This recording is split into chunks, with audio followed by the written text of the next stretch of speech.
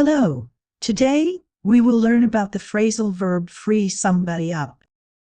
It means to make someone available. For example, if someone is busy, you can free them up by taking their tasks. This lets them focus on something else. Free somebody up is a separable phrasal verb. You can say free someone up or free up someone.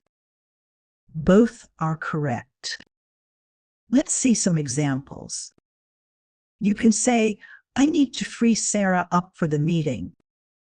Or, I will free up Sarah for the meeting. It is often used at work. For example, a manager can free an employee up to work on a new project. You can also use it in daily life.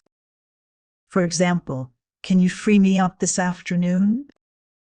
This means you want to be available for something else.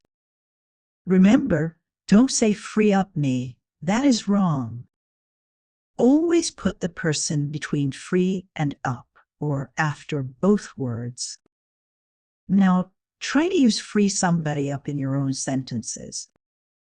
It helps you sound more natural in English. Thank you for watching.